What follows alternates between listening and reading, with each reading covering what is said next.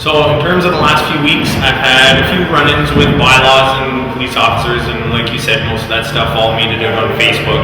Everybody's kind of seen what's going on that way. In the meantime, I've been trying to just keep people's mental health together. I've been trying to stay open for those members who need a gym. We need a place to get that energy out, and this is what that place is.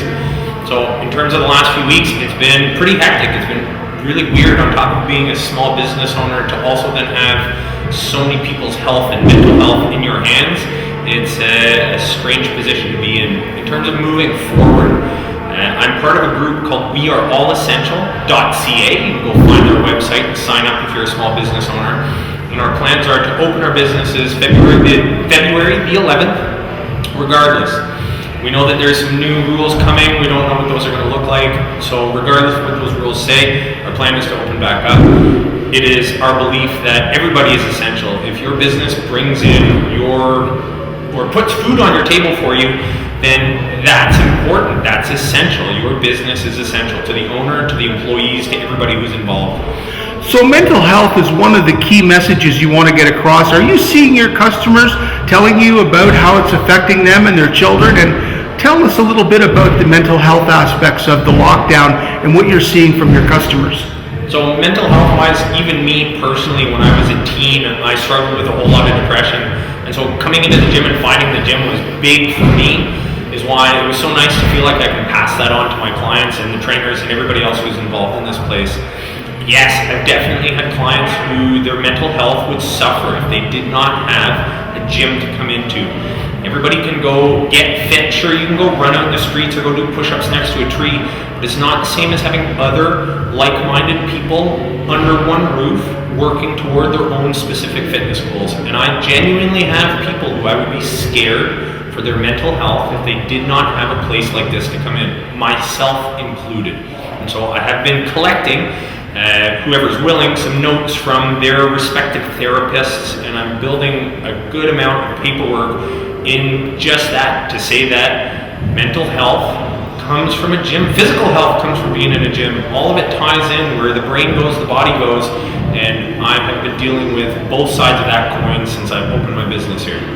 Some great messages today from Zach Bossinot, the owner of A Foot Above in the east end of Ottawa. Zach, let's talk a little bit about the social isolation and what this pandemic has proven for, again, talking a little bit about mental health, but people need a routine. They come to a gym, they have a community here. Tell us a little bit about how that community needs to be restored. Well, so that community should have never been taken apart to begin with, and it's a little frustrating because I'll hear politicians talk about gyms being open or closed or essential or not essential, and it makes me wonder how many of them have ever had a trainer before, or how many of them regular a gym frequently.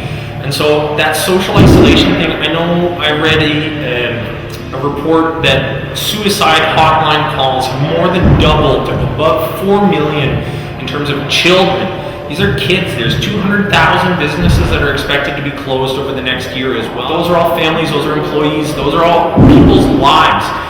And especially the mental health aspect, we've seen domestic violence up, we've seen substance alcohol abuse up.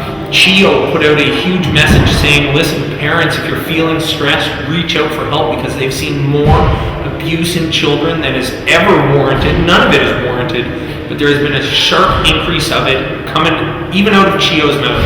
And there has been more damage from these lockdowns to people's mental health, both in and out of the gym, than ever makes sense compared to what this virus is doing to us. Well said, Zach. Well said. We've even got public health officials saying that we've got to get the kids back in school with low community transmission rates in the schools. What are you expecting next week from our Premier with regards to easing the lockdown restrictions and the Reopening Act of Ontario? Expectation-wise, I think I've come to learn to not expect anything. So I'm going to wait and see what happens. I'm not holding my breath. I know that things change in an instant. It always has with any of these announcements. So I'm going to say I'll believe it when I see it. But until then, I'm not crossing my fingers for anything. Zach Bossinot, owner of A Foot Above on Trim Road in Orleans, Ontario, today talking about his opening for his members and having a run-in with bylaw on January the 12th, which has garnered over 500 100,000 views. And we're talking to Zach today in advance of February the 11th, when many businesses will be opening regardless of the easing of the lockdown restrictions. Zach, I want to thank you today for joining us, and we're going to get some messages from your members as they arrive here today, because you are open for business. We saw some bylaw trucks and cars trolling the area as I arrived, and again, it's sad to see, because you're not doing anything that is not complying with the lockdown orders before they were tightened up in November, and people need to exercise. I want to thank you very much for the work that you're doing on this. Thank you.